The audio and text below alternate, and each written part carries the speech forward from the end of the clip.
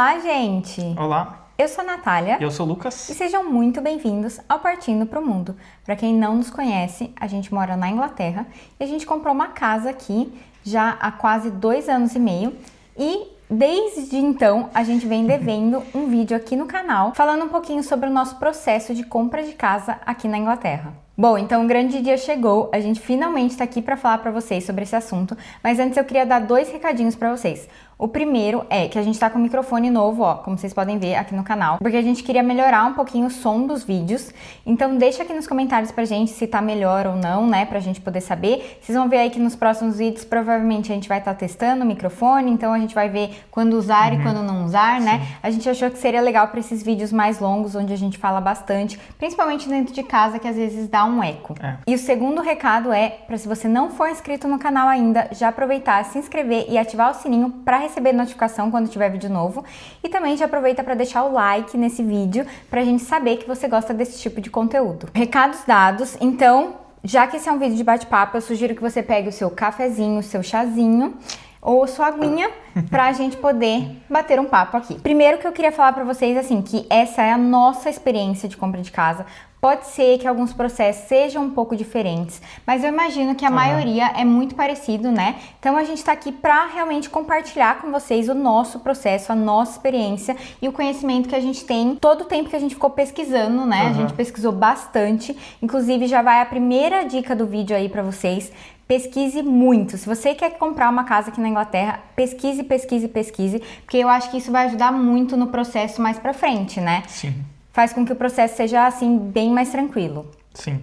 E uma coisa também só para adicionar, que como a gente já falou agora no início do vídeo, nosso processo foi 2 anos e meio atrás. Na verdade, começou um pouco antes disso, que a gente também já vai entrar nesse assunto. Então pode ser que alguma coisinha ou outra tenha mudado de lá para cá, mas pelo que a gente vê de pessoas que a gente conhece e tal, o processo tipo, continua 99% parecido.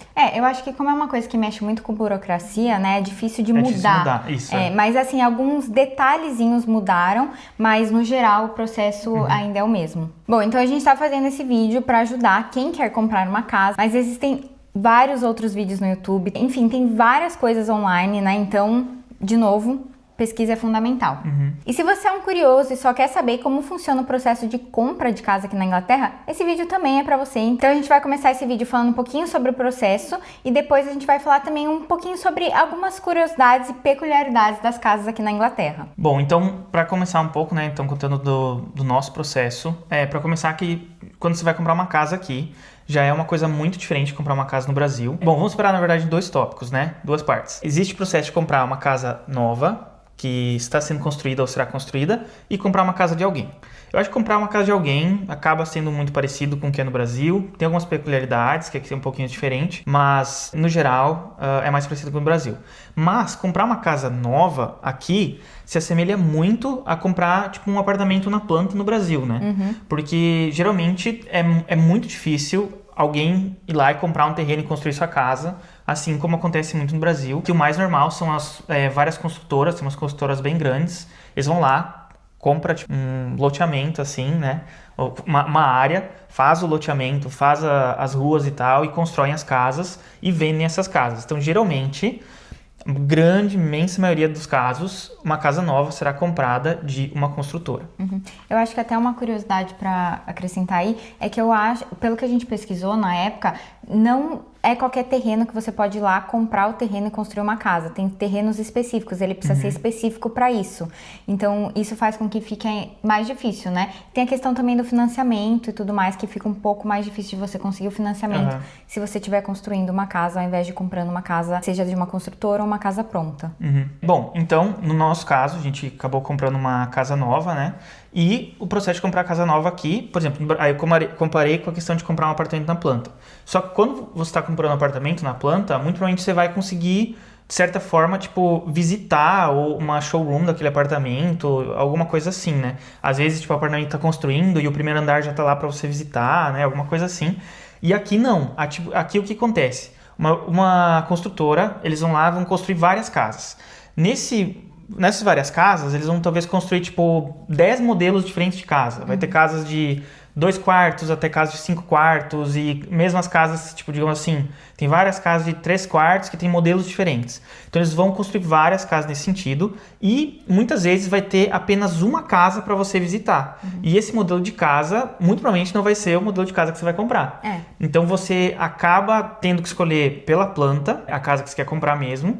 E você pode visitar essa casa modelo, mas é mais para você ter uma ideia, tipo, do material, né? Tipo assim, do padrão de construção, daquela construtora e tal. Então, funciona mais dessa forma. E também, claro, que assim, essa casa modelo, provavelmente eles vão colocar as melhores coisas lá, vão deixar bonitinho e tal, assim, de forma para te vender, né? Obviamente. Quando você receber, não necessariamente vai estar naquela mesma qualidade ou padrão, então é uma coisa pra ficar bem atento, assim. Mas é assim, mais ou menos, a forma como funciona. No nosso caso... Posso só acrescentar uma coisa? Então, assim, você pode comprar a casa em estágios diferentes, né? Então, pode ser que quando você vai comprar, ainda nem tenha começado a construir a casa. Então, nesse caso, você vai visitar a casa modelo e não vai conseguir visitar o mesmo tipo de casa que você vai comprar, só se você der sorte da casa modelo ser exatamente o tipo de casa que você quer comprar. Ou então pode ser que quando você vai comprar já esteja num estágio mais avançado. Daí sim, talvez você vá conseguir entrar na casa, ver e tal. Mas as casas aqui vendem muito rápido. Pelo menos foi essa experiência que a gente teve quando a gente começou a pesquisar. Então, muito provavelmente você vai comprar a casa num estágio assim mais inicial, ao invés de ir num estágio final, onde você vai conseguir entrar na casa e ver tudo certinho. Com relação à casa modelo, realmente é isso. Eu acho que essa é outra dica aí para acrescentar, né? Que é para prestar atenção, porque muitas das coisas eles colocam um padrão acima. Porque assim, você meio que compra você tem uma base, né? Assim, meio que um pacote base, e você pode comprar uns pacotes uns pacotes melhores para você acrescentar na sua casa. A gente pode até explicar um pouquinho mais pra frente depois como é que funciona, mas geralmente eles vão colocar meio que tipo pacote máximo, assim, né? Então vai vir com vários extras e tudo mais. Aí você vai chegar na casa modelo, vai ter tudo lá, mas a hora que você entra na sua casa não tem. Então acho que isso é bom de prestar atenção, né? Você saber certinho o que vem exatamente na casa. E também porque quando eles colocam móveis, colocam tudo, então deixa tudo bem bonito, mas eles distribuem os móveis assim de uma forma que faz com que pareça que a casa é maior, os cômodos são maiores e tal, né? Então isso é bom de saber. E aí eu queria comentar que no nosso caso, então, a gente acabou não comprando a casa, porque a gente já vai chegar nesse ponto, mas reservando a casa pra ser nossa muito antes, então nem tinha começado a construir ainda. Foi, na verdade, tipo, 10 meses antes, né? Tipo, do momento que a gente reservou a casa, ela ficou pronta de 10 a 11 meses depois. Teve um atraso aí no meio e tal, era pra ser tipo uns 6, 7 meses, mas foi assim, então, no nosso caso. Então a gente meio que teve que passar por todo esse processo, né? De visitar casa modelo que não era exatamente o que a gente queria. Isso, e aí escolhemos pela planta e tal. Pra explicar um pouco agora, eu acho, a gente pode entrar em como que a gente reservou a casa. Então a gente visitou uma casa modelo, tal, viu as casas que tinha, viu uma região que a gente gostava e tal, achou a casa, né, a planta que a gente queria e escolheu a casa que estava disponível para comprar. O que precisa fazer nesse momento? Você precisa reservar a casa. Então, no caso, eu lembro que para reservar, você pagava... Eram 500 libras. Eu lembro que a gente pagou 100 libras. Por conta que tava faltando alguma documentação ainda. Precisavam fazer toda essa documentação, então eles baixaram o preço. Isso. E eu lembro que se fosse 500 libras, a gente pagaria. E se a gente decidisse não comprar, eles devolveriam uma parte. Mas o 100 era tudo. Isso. A gente ia perder o 100 se a gente decidisse não ficar com a casa. Então, no momento que você reserva a casa, então isso lá no começo, a gente teve que pagar, no nosso caso, só essas 100 libras, mas normalmente, nesse caso dessa construtora, seriam 500 libras, e só. E aí, o que isso faz? Aquilo, eles reservam a casa para você, então a casa não está mais no mercado para compra, e aí você tem um tempo para mostrar, para entregar a documentação para a construtora, para falar que você tem um financiamento aprovado para comprar aquela casa quando ela ficar pronta. Então é mais ou menos assim que funciona. E aí, no caso, se você não conseguir essa documentação, você meio que perde ou esse dinheiro, uma parte desse dinheiro. Então você não precisa ter, tipo, o depósito naquele momento, né? O depósito do financiamento e tal, naquele momento que você vai reservar a casa. Então isso foi uma coisa muito importante pra gente, porque naquele momento, assim, a gente ainda estava juntando dinheiro pro depósito, mas a gente já sabia que, tipo, a gente conseguiria juntar o dinheiro que a gente precisava até o momento da casa ficar pronta, né? Então, por isso que a gente acabou, na verdade, adiantando um pouco o nosso processo de comprar casa, porque na época, tipo assim, a gente ainda ia esperar um pouquinho mais antes de começar a procurar, e acabou que deu certo da gente, tipo, reservar uma casa antes e ela ficar pronta depois. Então, um resuminho aí super rápido do que aconteceu. Então, fizemos, né, a reserva da casa. E aí uma outra coisa que é bem diferente de compra de casa do que é no Brasil é o seguinte. A gente reservou nossa casa e ela foi ficar pronta só em outubro daquele ano. Do ano seguinte. Porque a gente reservou em dezembro, verdade, finalzinho de dezembro, e foi ficar pronto em outubro do ano seguinte. Foi apenas em outubro que o financiamento começou e que a gente começou a pagar o financiamento. E no Brasil, por exemplo, você vai comprar um apartamento na planta, financiado. A partir do momento que você compra aquele apartamento financiado e fecha o negócio, você já começa a pagar por aquele apartamento, mesmo que ele não está pronto ainda. Então é uma coisa bem diferente. E aqui não, aqui meio que o bom disso é que você paga só depois, é que, por exemplo, a gente estava pagando nosso aluguel e a gente sabia que a gente ia começar a pagar as parcelas do nosso financiamento só quando a gente saísse do aluguel e entrasse na nossa casa. Então isso ajuda muito, né? Sim, tipo, é muito bom. É muito bom isso. Eu tô falando isso por quê? Porque a gente sabia que lá na frente a gente precisa do financiamento. Só lá em outubro. Mas, quando você faz o processo de reserva da casa, você precisa já saber o quanto você vai poder pagar por aquela casa. Né? O quanto de financiamento você vai conseguir com o banco. Para fazer esse processo, é possível fazer sozinho, tem calculadoras online para fazer, é possível você ir atrás do financiamento sozinho e tal, mas no nosso caso, como a gente não tinha muito conhecimento também, e a gente achou mais fácil dessa forma, a gente foi atrás de um mortgage advisor, alguém que te auxilia no financiamento de casas. Então, todo esse processo, envolvendo esse processo. E essa pessoa, então, faz o cálculo do máximo de empréstimo que o banco vai te dar, faz o cálculo de acordo com o seu salário, né? Tipo, no caso, eles somam os nossos 2 salários e usa esse cálculo, de acordo com a sua idade, de acordo com o tipo de contrato que você tem, se o contrato de trabalho é permanente, se não é. Então, várias coisas entram nesse processo. E, nesse momento também, eu acho que isso foi, inclusive, antes de fazer a reserva, a gente já tinha o cálculo quanto a gente poderia pagar. Sim. Então, a gente só fez uma reserva numa casa que a gente já saberia que é praticamente certo que a gente vai conseguir o financiamento. Depois que a gente fez a reserva da casa, a gente tem que, então, entregar a documentação, né, para fazer o contrato lá, e tem que ter um financiamento pré-aprovado, que chama Agreement in Principle, certo? Exatamente. E então, nesse momento, a gente fez a entrada com o banco e tal, né, tipo, a Mortgage Advisor, ela é uma corretora de mortgages também, então ela consultou com vários bancos, passou pra gente as taxas de financiamento, os valores, diferenças de em 20 anos, em 25, em 35, todas essas diferenças pra gente tomar uma decisão, né? Também, tipo, auxiliou a gente em dúvidas e tomar uma decisão. E aí, a partir disso, foi feito o pedido com o banco que a gente selecionou e tal, para ter esse mortgage pré-aprovado. E aí, você apresenta isso pra construtora, e aí, de fato, acho que você faz o contrato, né? E, tipo, tem o que chamam de exchange. É alguma coisa assim. Né? Alguma coisa que chama exchange, eu acho, que é a troca de contratos, de fato, que você está se comprometendo a comprar a casa e eles estão se comprometendo a vender a casa quando ela ficar pronta. Então, eu só queria acrescentar algumas coisinhas. O Mortgage Advisor não é obrigatório, né? Pode pegar se você quiser. Como a Lu falou, tem calculadoras na internet que falam pra você o quanto que você pode pegar de empréstimo com o banco. Inclusive, a gente usou muito essas calculadoras antes. Então, assim, mesmo antes de entrar em contato com essa pessoa, a gente já sabia o quanto a gente podia ter de empréstimo e tudo mais, mas ela ajudou muito nessa questão de entrar em contato com os bancos e ver a melhor taxa pra gente, né? Assim, você consegue fazer sozinho, mas facilitou muito a nossa vida.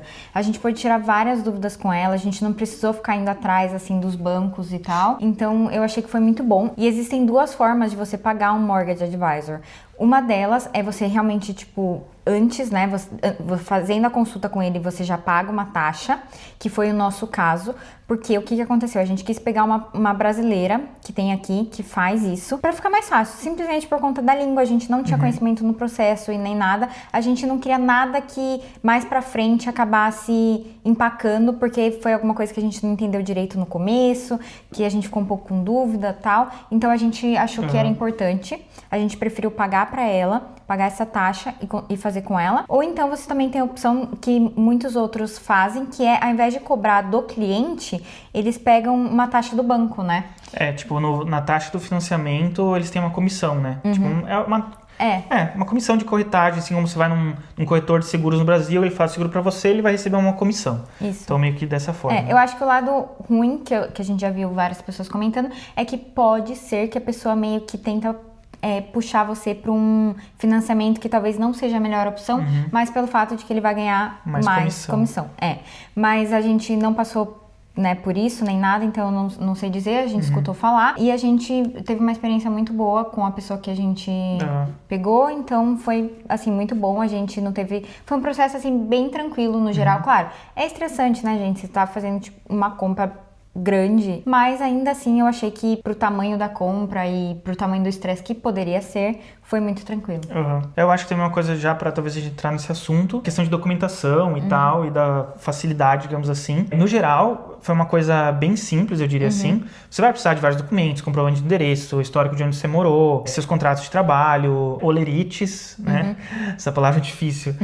Dos seus trabalhos, de tipo, sei lá, 6 a 12 meses, vai precisar mandar documentos de conta corrente, saldo em conta, essas coisas assim. Então, várias coisas assim o banco pede, mas não é nada fora do comum. O histórico de crédito também. É isso, credit score, né? Tipo, no Brasil também tem os scores. Então, tudo isso você tem que mandar pro banco, mas é meio que isso. E, tipo, nada além, né? Então, se você pegar o Mortgage Advisor, você vai mandar tudo pra ele vai te pedir tudo certinho que ele precisa, e você manda e meio que ele já faz isso com o banco. Isso, E aí a outra coisa também, era assim, eu acho que ainda você vai precisar em torno de uns 20% do valor da casa para ter como depósito do financiamento. Eu acho que é de 10, né? A partir de 10. Alguns bancos aceitam 10. Vai depender muito do banco, vai depender, tipo, do que tá acontecendo no mercado, às vezes um pouco mais, às vezes um pouco menos, do risco da pessoa, do seu histórico e tal. Mas é alguma coisa assim, entre 10% e 20% é o mínimo que você precisa ter para dar entrada, e daí o resto você consegue empréstimo com o banco. Então, isso é uma coisa importante de saber. Mas, se você está, de fato, procurando comprar, se planejando para comprar, dá uma pesquisada boa, vê o quanto o valor da casa máxima que você pode comprar, e já começa a planejar o quanto você precisa comprar, juntar para ter de depósito no momento de fato, efetuar a compra da casa. Eu quero dar 2 dicas aí sobre tudo que a gente falou até agora. A primeira é comprar uma impressora, porque a gente precisou imprimir muito papel. É assim, a gente fez tudo de casa, assim, a gente não precisou ir em nenhum lugar fazer nada. Na verdade, teve uma coisinha que eu já falo o que foi. Mas, assim, a gente precisou imprimir muito papel para assinar e mandar pelo correio ou então escanear. Então, assim, uma impressora foi fundamental. Eu lembro que um dia a gente estava em casa tendo que fazer um monte de coisa. A gente falou, quer saber? Vamos no shopping, vamos pegar uma impressora e já vamos resolver tudo. E foi isso que a gente fez. Sim. Então, essa é a primeira dica. A única coisa que a gente teve que sair de casa para fazer foi assinar documento com testemunha. E aqui é muito curioso porque não tem cartório. Então, você precisa assinar com alguém, pode ser qualquer pessoa. Qualquer pessoa assim na rua você pode assinar, só não pode ser familiar. E aí você assina o documento, a pessoa assina falando que te viu assinando e é isso. Então a gente até pediu para um casal de amigos assinar pra gente, né? Ver a gente assinando e assinar. Achei curioso e diferente. Só eu ia comentar, e teve uma coisa que a gente foi assinar e a gente pediu pro próprio cara do correio é verdade. ser testemunha pra gente, ele assinou. Isso, é verdade. E a segunda dica que eu ia dar é, quando você for programar o dinheiro que você precisa juntar, não pense apenas no depósito, tá? A gente vai falar mais pra frente que tem uma outra taxa pra você pagar, e não é só isso, tá? Tem essa questão de, às vezes você tem que enviar documento, né? Você tem que... Tem várias outras coisas pra pagar, então por isso que a gente falou, pesquisa bem sobre o processo, para você não ter surpresas lá na frente, e junte o máximo de dinheiro possível. Assim, você acha que você vai ter que juntar X, junta, sei lá, uns 10, 20% a mais, sabe? Tenta juntar o máximo que você puder. Se sobrar depois, você aproveita para comprar as coisas para casa,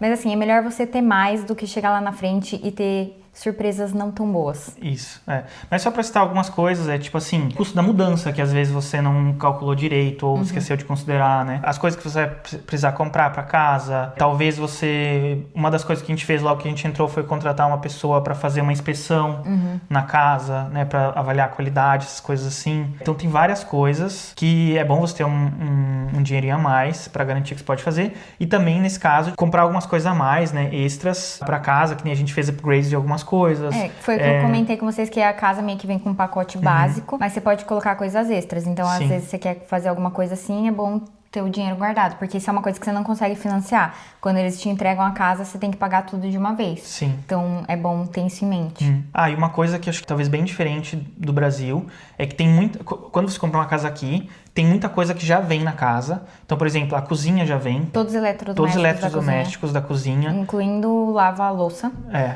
Se tiver, né, lava-louça, mas a maioria das casas vão ter. Tem.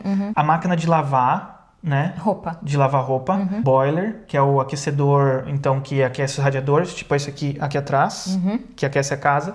E também leva água. Praticamente todas as torneiras têm a quente e a fria. Inclusive, recentemente a gente postou um vídeo no canal falando sobre o radiador.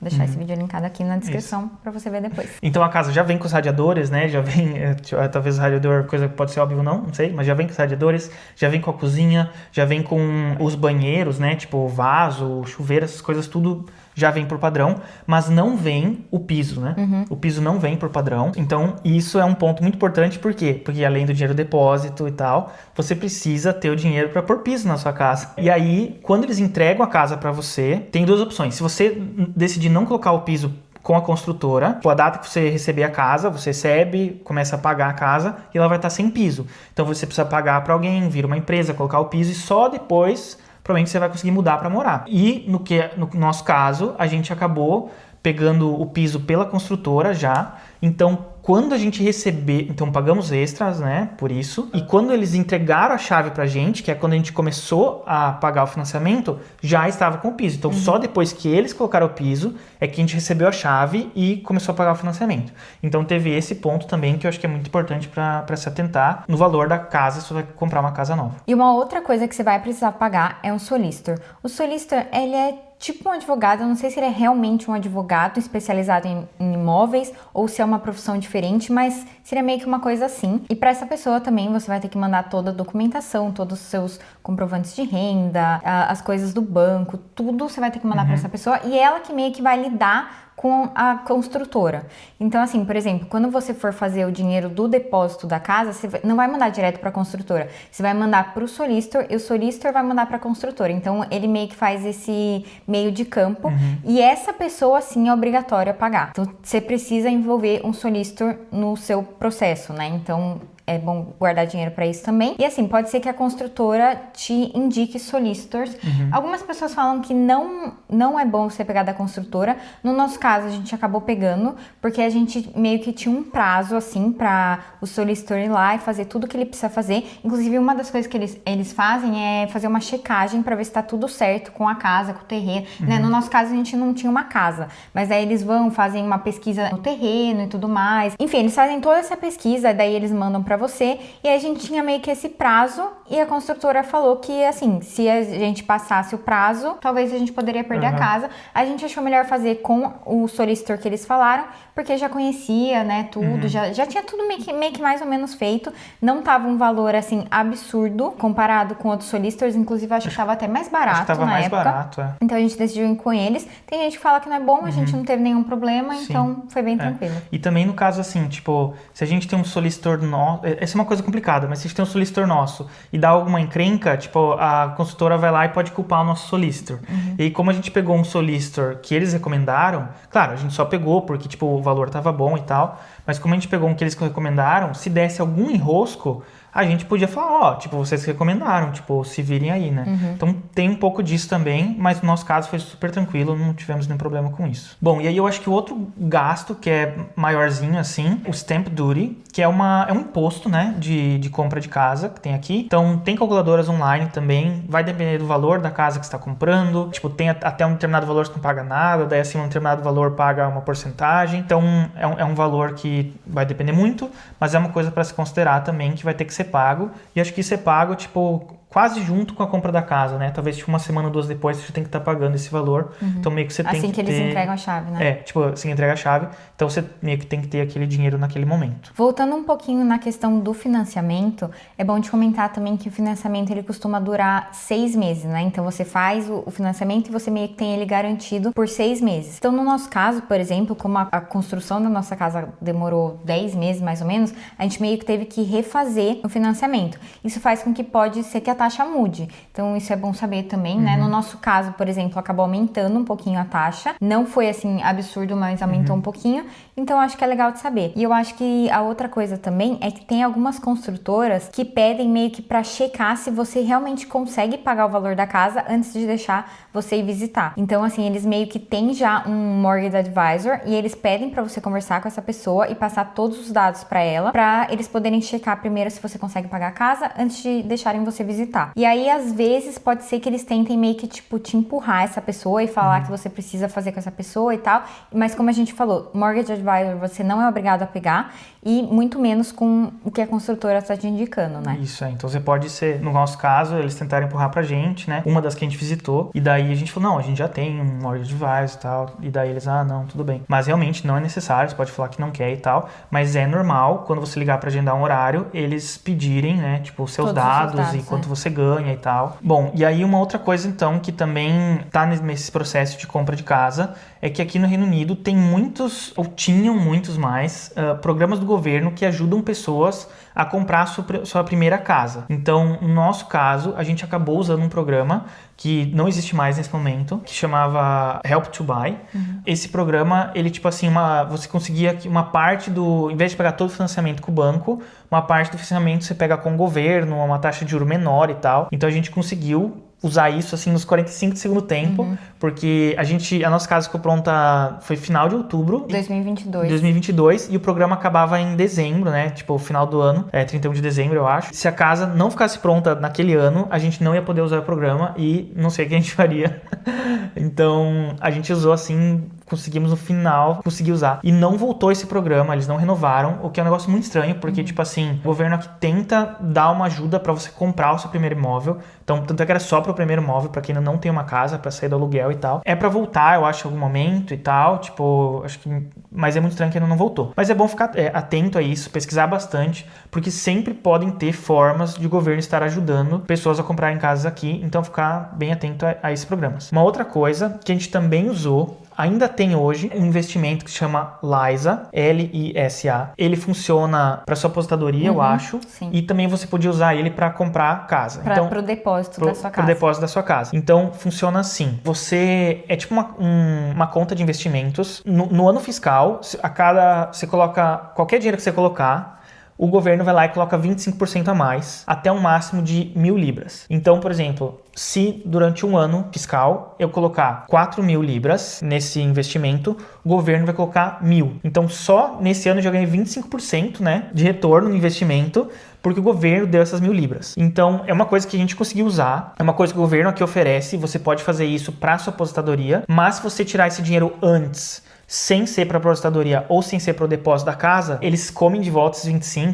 você acaba perdendo dinheiro, é uma conta meio estranha.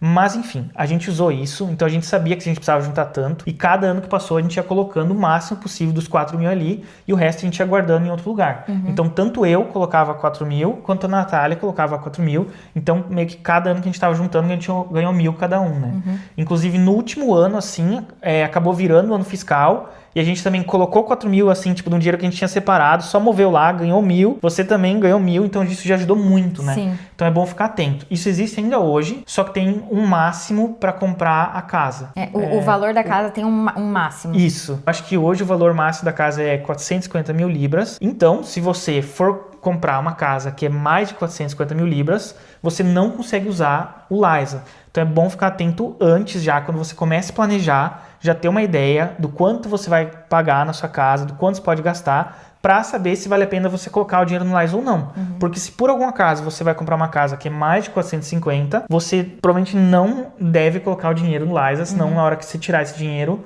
se você precisar ele para o depósito, você vai perder dinheiro ali.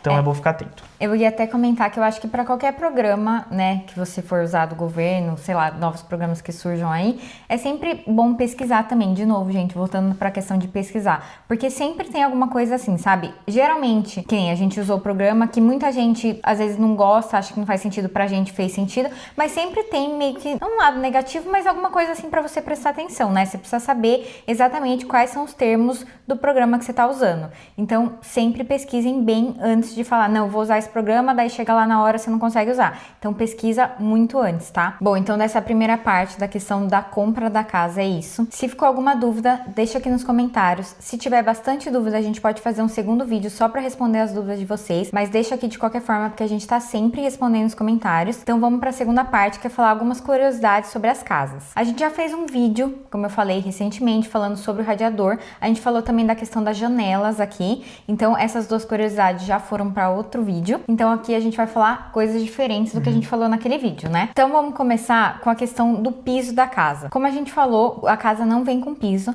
mas uma coisa que é comum aqui é geralmente, quando vai colocar, né, o piso da casa, é colocar carpete, pelo menos nos quartos, né? E foi uma coisa que a gente pediu pra não colocar aqui, a gente pediu piso em tudo, né? A gente pagou por isso. E a gente também queria piso na escada.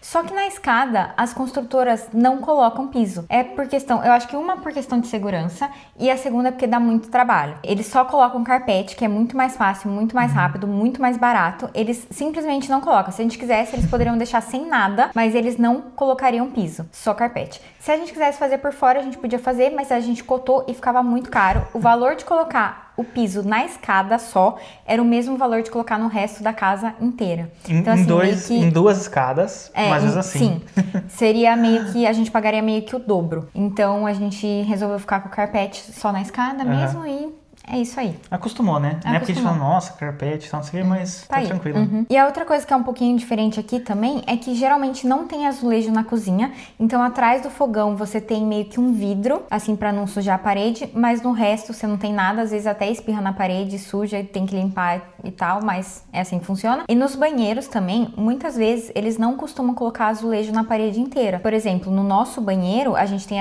azulejo na parede inteira dentro do chuveiro, né? Mas fora a gente tem só na metade. A gente poderia colocar ou em tudo ou não colocar nada. O padrão nem é vir com azulejo nem dentro do chuveiro. Claro, né? Provavelmente todo mundo coloca, mas assim, é uma coisa diferente também. Sim, eu lembro que foi uma coisa que a gente pagou à parte mesmo. Pelo menos o azulejo até a metade fora, acho que foi uma coisa que a gente pagou à parte. Foi. E o dentro do chuveiro eu não lembro muito bem. Eu acho que a gente pagou a parte também. Acho que sim. E uma coisa muito curiosa aqui é que, tipo, os fios, né, a fiação da casa é uma coisa muito engraçada, porque assim, eles constroem a casa praticamente com um bloco estrutural, assim. E as paredes internas é praticamente tudo, tipo assim, parede falsa. E a fiação, não é tipo, não tem conduíte e tal, que vai no meio do tijolo, igual no Brasil e tal. Tipo, eles só passam um fio assim, coloca uns grampos e o fio fica ali e depois eles vêm e colocam, né, tipo, em cima da parede falsa que vem na frente do bloco estrutural, eles fazem a tomada ali. Então é uma coisa super engraçada, tipo, muito diferente de fazer. É só um fio passando, assim, muito estranho. Eles geralmente não dão o plano, assim, né, dos fios e tal, pra você saber onde não furar na parede e tudo mais. A única coisa que eles falam é que geralmente o fio tá passando 90 graus. Então, ou pra cima ou pra baixo, ou pra algum dos lados, assim, passando, né, na direção assim. E então, pra você evitar de furar a parede nessa direção. Mas, de resto, é isso aí. Sim. E aí tem uns negocinhos que você pode passar na parede, assim, que ele vai bipando se tem corrente elétrica passando. Então tem umas coisas que dá pra comprar assim pra checar. Mas no geral é fácil de evitar. Bom, então a última e maior curiosidade, eu acho, é uma coisa nas casas aqui que chama leasehold e freehold. Então aqui uma coisa que acontece é que você vai lá, você compra a sua casa, né, e tal, mas às vezes a casa é sua e o terreno não é seu. Então isso é uma coisa muito comum aqui. Talvez nas casas novas, hoje em dia, talvez não tão comum. Talvez, muito provavelmente, você compra a casa e o terreno também vai ser seu. Mas, historicamente, assim, se você vai comprar uma casa de alguém, uma casa já está construída há algum tempo, ela vai ser nesse esquema de leasehold, que é quando você não é dono do terreno. Então, é como você alugasse o terreno, né? E aí é um contrato, assim, tem um contrato de aluguel de 1000 anos, umas coisas que não faz muito sentido pra gente, mas funciona dessa forma, né? Então, como o Lu falou, leasehold é quando você tem a casa e não tem o terreno, e freehold é quando você tem os dois. Isso eu acho que foi a coisa mais diferente, assim, né? Que a gente sempre ficou assim, nossa, como é que isso funciona? Pelo jeito funciona. Bom, gente, a gente viu que esse vídeo aqui ficou enorme, mas a gente tentou dar o máximo de informações possíveis. E, de novo, tem dúvidas? Deixa aqui nos comentários. A gente tá sempre respondendo os comentários. E eu espero que vocês tenham gostado desse vídeo, que tenha sido informativo. E eu vejo vocês no próximo vídeo. E tchau!